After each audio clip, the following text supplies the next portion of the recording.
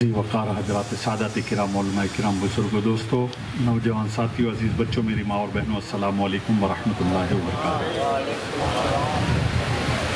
نحمدہ ونصلی علی رسولہ الکریم اما بعد اعوذ باللہ من الشیطان الرجیم بسم اللہ الرحمن الرحیم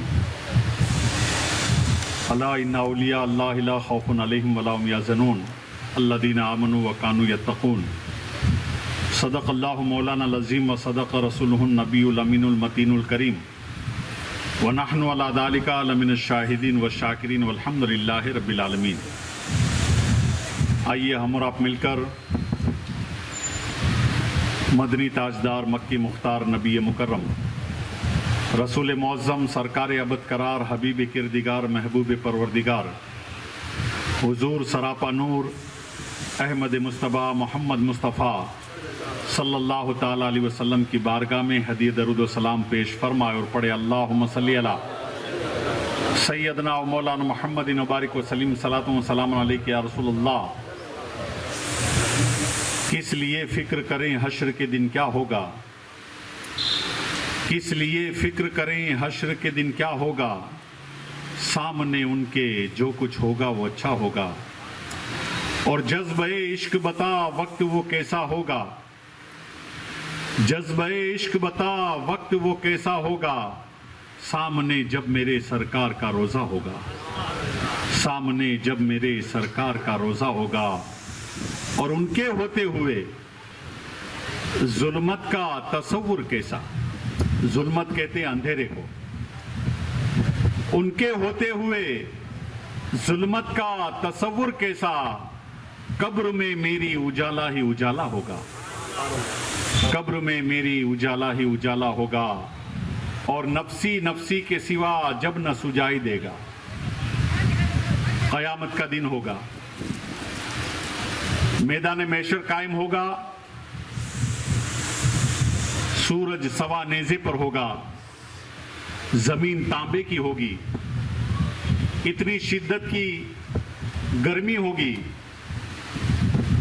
کہ آدمی کے جسم سے جو پسینہ نکلے گا بہے گا وہ ناک تک ہوگا، آدمی پسینے میں شرابور ڈوبا ہوا ہوگا۔ ایسے خطرناک ایسے بھیانک ماحول میں حضرت آدم سے لے کر عیسیٰ تک اور عیسیٰ کے بعد ہمارے آخری پیغمبر تک تمام امتوں کا یہ حال ہوگا۔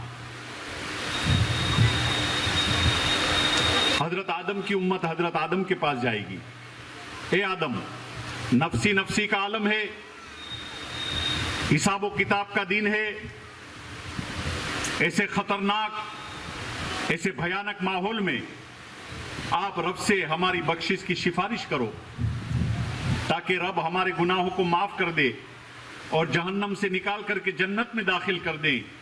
تو حضرت آدم علیہ السلام کہیں گے اذهبوا الی غیری، جاؤ کسی دوسرے کے پاس جاؤ۔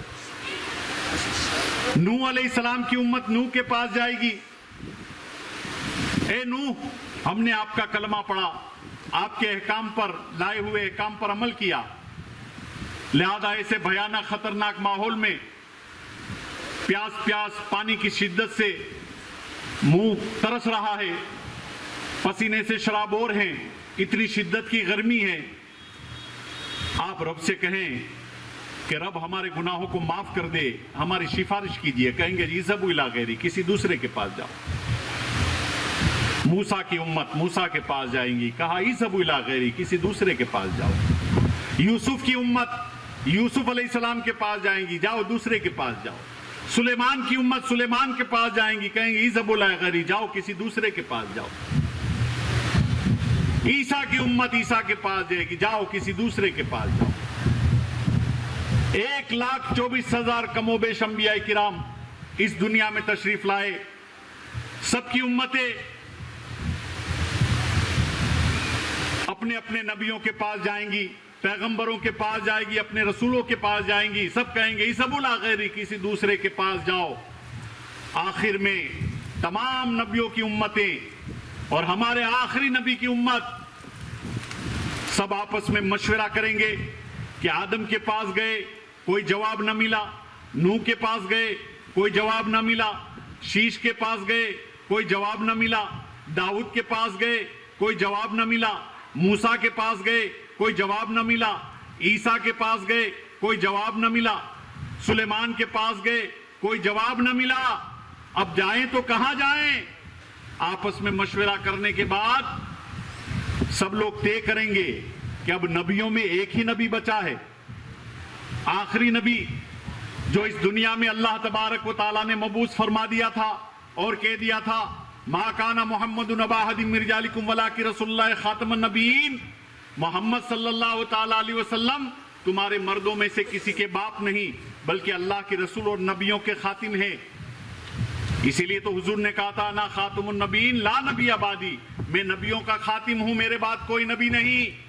جب تمام امتیں مشورہ کریں گی کہ اب کون بچا ہے جس کے پاس جائیں تاکہ اللہ ہمارے گناہوں کو معاف کرے، جہنم سے نکال کر کے جنت میں پہنچانے والا کون بچا ہے، سب کی نظر پڑے گی ہمارے آقا پر کہ آپ تو محمد عربی بچے ہیں، محمد عربی کے پاس جایا جائے۔ آدم کی امت میں سے ایک آدمی کہے گا آدم کے پاس گئے تھے، انہوں نے کہا دوسرے کے پاس جاؤ۔ عیسیٰ کا امتی کہے گا عیسیٰ کے پاس گئے تھے، کہا دوسروں کے پاس جاؤ۔ سلیمان کا امتی کہے گا سلیمان کے پاس گئے تھے، کہا دوسرے کے پاس جاؤ۔ کہیں ایسا نہ ہو کہ یہ آخری نبی بھی کہہ دے کہ دوسرے کے پاس جاؤ۔ تو رسول کا ایک امتی کہتا ہے کہ آدم سے لے کے عیسیٰ تک سب نے کسی دوسرے کے پاس جانے کا حکم دیا۔ اس کی وجہ یہ ہے کہ سب چاہتے ہیں کہ آخری نبی کی بارگاہ میں ہم سفارش کریں تاکہ وہ رب کے محبوب ہیں، لہذا ان کی بارگاہ سے نا کا جواب نہیں ملے گا۔ دنیا میں بھی سرکار نے کسی کو نا نہیں کہا ہے، آخرت میں سرکار کسی کو نا کیسے کہیں گے؟ تمام امتیں جب ہمارے آخری پیغمبر حضور محمد عربی صلی اللہ تعالیٰ علیہ وسلم کے پاس جائیں گی تو حضور کی زبان سے اذهبوا الی غیری نہیں نکلے گا کسی دوسرے کے پاس جاؤ۔ سب کو دیکھیں گے آدم سے لے کر کے آپ کی امت تک، تمام کو دیکھ کر کہیں گے انا لہا، آ جاؤ میں تو تمہارے لیے ہوں، آ جاؤ میرے پاس، آؤ میں تو تمہارے لیے ہوں، آ جاؤ میرے پاس۔ اور آخری نبی صلی اللہ تعالیٰ علیہ وسلم رب کے پاس تمام امتوں کی بخشش کی دعا فرمائیں گے۔ تو نفسی نفسی کے سوا جب نہ سجائی دے گا، میدان محشر قائم ہوگا۔ ایک آدمی کے میزان عمل پر نیکی اور گناہوں کو تولا جائے گا، گناہ کا پلہ بھاری ہو جائے گا، نیکی کا پلہ اونچا ہو جائے گا، حکم ہوگا اسے جہنم میں لے جاؤ، اس کے گناہوں کا پلہ بھاری ہے، اس کو جہنم کی طرف لے جا رہے ہوں گے فرشتے۔ حضرت آدم علیہ السلام کی نظر پڑ جائے گی کہ آخری نبی کے امتی کو فرشتے جہنم کی طرف لے جا رہے ہیں۔ حضرت آدم علیہ السلام آواز دیں گے آخری نبی کو، احمد احمد، ہمارے پیغمبر کا آسمانی نام احمد ہے، احمد احمد۔ اللہ کے رسول صلی اللہ علیہ وسلم حضرت آدم کی طرف دیکھیں گے، کہیں گے کیا بات ہے؟ کہا آپ کی امتی کو فرشتے جہنم کی طرف لے جا رہے ہوں۔ حدیث پاک میں آیا ہے کہ اللہ کے رسول صلی اللہ تعالیٰ علیہ وسلم ان فرشتوں کی طرف ایسے دوڑیں گے جو فرشتے امتی کو جہنم کی طرف لے جا رہے ہوں گے، جیسے تہبند پہنا ہوا آدمی اپنی تہبند کو پکڑ کر کے دوڑتا ہے نا، تہبند کو پکڑ کر کے دوڑتا ہے۔ اللہ کے رسول صلی اللہ تعالیٰ علیہ وسلم وہ فرشتوں کے پاس پہنچیں گے، کہاں لے جا رہے ہو میرے امتی کو؟ کہا اس کے گناہ کا پلہ بھاری تھا، حکم خداوندی کے مطابق ہم اسے جہنم میں لے جا رہے ہیں۔ کہا واپس چلو واپس چلو۔ میزان عمل پہ پھر سے اس کے نیکی اور گناہ کو تولا جائے گا، میزان عمل پر واپس لایا جائے گا اس گنہگار امتی کو، فرشتے بھی واپس آئیں گے۔ اللہ کے رسول ارشاد فرمائیں گے ڈالو ایک پلے میں نیکی، ایک پلے میں گناہ کو ڈالو۔ گناہ کا پلہ بھاری ہو گیا، نیکی کا پلہ کم اونچا ہو گیا، گناہ زیادہ ہے۔ فرشتوں نے کہا یا رسول اللہ پہلے بھی یہی معاملہ ہوا تھا، اس لیے جہنم کی طرف لے جا رہے تھے۔ اللہ کے رسول نے کہا ٹھہرو، ابھی فیصلہ نہیں ہوا۔ اللہ کے رسول اپنی جیب میں سے ایک سفید کاغذ کا پرچہ نکالیں گے، نیکی کے پلے میں رکھیں گے، نیکی کا پلہ بھاری ہو جائے گا، نیکی کا پلہ بھاری ہو جائے گا۔ فرشتوں سے کہیں گے حکم باری تعالیٰ ہوگا، نیکی کا پلہ بھاری ہو گیا، اب اسے جہنم کی طرف نہیں جنت کی طرف لے جاؤ۔ وہ گنہگار امتی رسول پاک کے قدموں کو پکڑ لے گا، قدموں کو پکڑ کر کے کہے گا یا رسول اللہ میں نے تو دنیا میں بہت گناہ کیے، کبھی نیکی نہیں کی، کبھی کوئی ایسا کام نہیں کیا کہ نیکی کا پلہ بھاری ہو. ہمیشہ گناہوں میں میں ملوث رہا، گناہ کرتا رہا، لیکن میرے گناہ کا پلہ بھاری تھا. مجھے معلوم تھا کہ میں جہنم میں جاؤں گا، لیکن آقا آپ نے ایک سفید کاغذ کا پرچہ نیکی کے پلے میں رکھا تو نیکی کا پلہ بھاری ہو گیا. یا رسول اللہ میں یہ جاننا چاہتا ہوں کہ یہ میری ایسی کون سی نیکی ہے جس کو آپ نے رکھا تو نیکی کا پلہ بھاری ہو گیا. اللہ کے رسول مسکرائے، کہا تو جاننا چاہتا ہے؟ کہا ہاں. کہا تو دنیا میں محبت کے ساتھ مجھ پر جو درود پڑتا تھا یہی وہ کاغذ کا پتا ہے. محبت کے ساتھ جو درود پاک پڑتا تھا یہی وہ کاغذ کا پرچہ ہے. یہ درود کا ثواب تیری نیکی کے پلے میں رکھ دیا تو نیکی کا پلہ بھاری ہو گیا. تو نفسی نفسی کے سوا جب نہ سجائی دے گا، رب حبلی کی صدا کوئی لگاتا ہوگا. رب حبلی امتی. اللہ کے رسول صلی اللہ تعالی علیہ وسلم اس دنیا میں جب جلوہ افروز ہوئے، آپ اس دنیا میں تشریف لائے، ابھی جیسے ہی پیدا ہوئے آپ نے سجدے میں اپنی پیشانی کو رکھا تھا اور کہا تھا رب حبلی امتی، رب حبلی امتی. اے اللہ میری امت کو بخش دے، میری امت کو بخش دے. آقا نماز پڑھتے تو امت کی بخشش کی دعا مانگتے، روزہ رکھتے تو امت کی بخشش کی دعا مانگتے، تہجد پڑھتے تو امت کی بخشش کی دعا مانگتے، رات بھر عبادت کرتے تو امت کی بخشش کی دعا مانگتے، پیدا ہوئے تو امت کی بخشش کی دعا مانگی، چلنا سیکھا تو رب حبلی امتی، رب حبلی امتی، جوان ہوئے تو رب حبلی امتی، رب حبلی امتی. اور اس دنیا سے گئے اور جب قبر انور میں تشریف لے گئے تو آپ کے ہونٹ ہل رہے تھے. ایک صحابی نے جو مدفن کرنے کے لیے قبر شریف کے اندر تشریف لے گئے تھے، ہونٹوں کی طرف توجہ کی تو اللہ کے رسول کے ہونٹوں سے نکل رہا تھا رب حبلی امتی، رب حبلی امتی. اے اللہ میری امت کو بخش دے، میری امت کو بخش دے. تو وہ شفیق پیغمبر جس نے زندگی بھر پیدائش سے لے کر کے آخری سانس تک ہماری امت کی بخشش کی دعا مانگی ہے، تو ہمیں امتی کو بھی چاہیے کہ رسول پاک صلی اللہ تعالی علیہ وسلم کا ہم کلمہ تو پڑھتے ہیں، لیکن رسول پاک نے ارشاد فرمایا قرۃ عینی فی الصلاۃ، نماز میری آنکھوں کو ٹھنڈک ہے. مسلمان رسول پاک کی وجہ سے تم جہنم سے نکال کر کے جنت میں جاؤ گے، رسول پاک کی وجہ سے سزا سے بچ جاؤ گے، فرشتوں کی مار سے بچ جاؤ گے، قبر کے عذاب سے بچ جاؤ گے، جہنم کی آگ سے بچ جاؤ گے. تو اس رسول ہاشمی نے تو صرف ایک ہی بات کہی ہے کہ نماز میری آنکھوں کی ٹھنڈک ہے. تو رسول پاک کی آنکھوں کو ٹھنڈک آج کا مسلمان کیوں نہیں پہنچاتا؟ سوچنے کی بات ہے، سمجھنے کی بات ہے. نماز اشرف العبادت ہے، نماز دین کا ستون ہے، نماز دین کا کھمبا ہے، دین کا پلر ہے. لیکن آج مسلمان یا تو جمعہ کی نماز ادا کرنے کے لیے مسجد میں جاتا ہے یا تو عید کی نماز ادا کرنے کے لیے مسجد میں جاتا ہے، ورنہ تعداد میں تو ہم کم نہیں ہیں. عید میں ہزاروں کا مجمع، جمعہ میں ہزاروں کا نہیں، 100 کی گنتی کیجئے، 200 500 600 700 800 آدمی کا مجمع. لیکن 5 وقت میں صرف 5 وقت کی نماز میں کبھی 7، 5 وقت کی نماز میں کبھی 10. تو یہ 5 وقت نماز میں جب مسجدوں میں جاتے ہیں تو یہ مسلمان جو جمعہ میں 700 800 آدمی ہوتی ہے، عید میں 1000 2000 5000 ہوتے ہیں، یہ کہاں چلے جاتے ہیں؟ یہ کدھر غائب ہو جاتے ہیں؟ اور اس طریقے سے غائب ہوتے رہو گے تو اللہ کے رسول صلی اللہ تعالی علیہ وسلم کہیں ایسا نہ ہو کہ قیامت میں دن ہم کو چھوڑ دے. حضور کی خوشنودی حاصل کرنا چاہتے ہو، حضور کا پیار حاصل کرنا چاہتے ہو تو کوشش کیجئے 5 وقت کی نماز کی. نماز کو جان بوجھ کر چھوڑنا کتنا بڑا گناہ ہے. میری ماں بہنیں بھی یہاں پر موجود ہیں، میں ان سے کہنا چاہتا ہوں.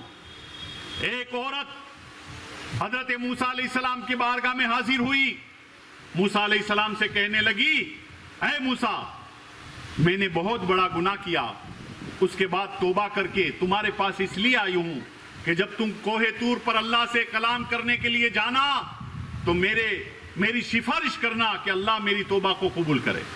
موسیٰ علیہ السلام نے پوچھا تو نے کون سا گناہ کیا؟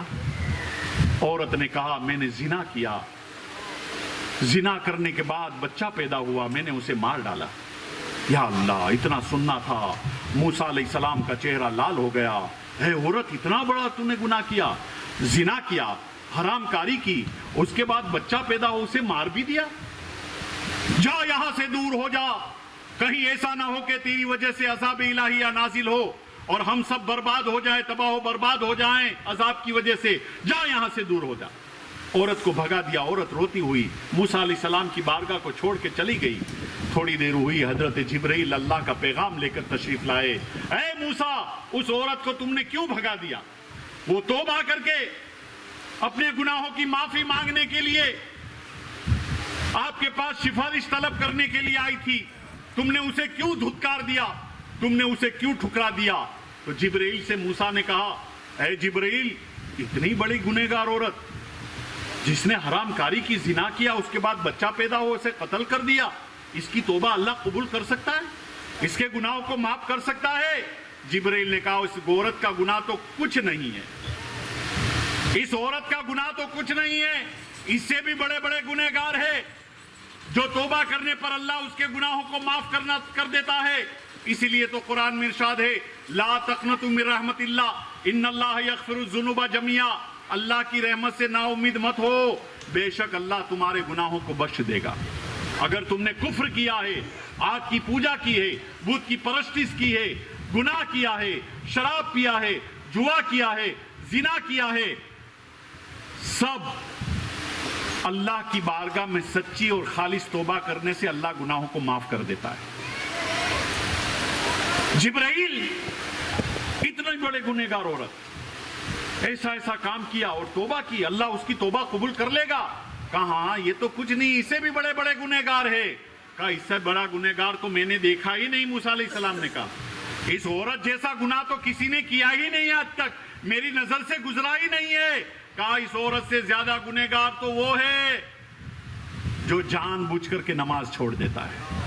یا اللہ، ذرا سوچو، زنا سے بھی بدتر جان بوجھ کر کے نماز چھوڑنا ہے، قتل سے بھی بدتر جان بوجھ کر کے نماز چھوڑنا ہے. خدا کی بارگاہ میں کیا منہ دکھاؤ گے؟ نبی پاک صلی اللہ تعالیٰ علیہ وسلم کا کلمہ پڑھنے والوں، غوث اعظم رضی اللہ تعالیٰ عنہ سے محبت و عقیدت رکھنے والوں، پیران پیر سیدنا شیخ عبد القادر جیلانی کی نسبت سے آج کی یہ محفل قائم ہے.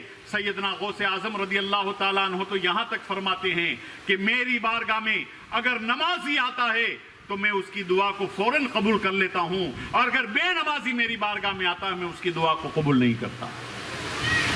تو غوث اعظم کی ہم نیاز کرتے ہیں تو نیاز کے ساتھ ساتھ نماز کا بھی اہتمام کریں، نماز کا بھی اہتمام کریں. نیاز غوث اعظم کی اور نماز اللہ تبارک و تعالیٰ کی. تو نماز اللہ کی پڑھے، نیاز غوث اعظم کی کھائیں. اس طریقے سے آپ زندگی گزاریں گے تو غوث اعظم بھی راضی ہو جائیں گے. غوث اعظم راضی ہو جائیں گے تو شہداء کربلا بھی راضی ہو جائیں گے. شہداء کربلا راضی ہو گئے تو ماں فاطمہ خاتون جنت بھی راضی ہو جائے گی. ماں فاطمہ خاتون جنت کی عبادت کا عالم کیا تھا؟ شاعر کہتا ہے، گھر میں چکی کی صدائیں، آستاں پر جبرائیل، تو نے شان خاندانی فاطمی دیکھی نہیں. جب فاطمہ تھک کر کے سو جاتی تو حضرت امام حسن اور امام حسین بچپن کا عالم جھولے میں جھولتے، جھولا دیتی دیتی ماں فاطمہ خاتون جنت کی آنکھ لگ جاتی، جھولا رک جاتا تو آسمان سے جبرائیل آتے اور حسن و حسین کا جھولا جھولاتے. آسمان سے جبرائیل آتے، چکی پیستی تو فرشتے آتے چکی پیسنے کے لیے. یہ فاطمہ خاتون جنت کا تقوی اور طہارت تھی. رات بھر اللہ تعالیٰ کی بارگاہ میں عبادت کرتی، رات بھر اللہ تعالیٰ کی بارگاہ میں سجدہ کرتی، یہاں تک کہ فجر کی اذان کا وقت ہو جاتا اور ماں فاطمہ خاتون جنت ہاتھوں کا ہوٹ اٹھا کر دعا مانگتی، اے اللہ تو نے کتنی چھوٹی چھوٹی راتیں بنائی ہے کہ تیری رات ختم ہو جاتی ہے اور فاطمہ کا سجدہ ختم نہیں ہوتا. اے اللہ کبھی تو اتنی بڑی رات بنا دے کہ تیری بندی فاطمہ دل کھول کر کے تیری عبادت کر سکے. اور آج ہماری ماں بہنوں کی زندگی کا عالم کیا ہے؟ سیریل دیکھنے میں، واٹس ایپ اور فیس بک اور یوٹیوب دیکھنے میں پوری رات گزر جاتی ہے، اور فجر کی نماز جو فرض ہے وہ بھی ہم سے چھوٹ جاتی ہے. فجر کی نماز کا ٹھکانہ نہیں ہے، ظہر میں غائب تھے، عصر میں پتہ نہیں، مغرب سے پہلے سو گئے. یہ حال ہو گیا ہمارا. تو نماز کی پابندی کیجیے.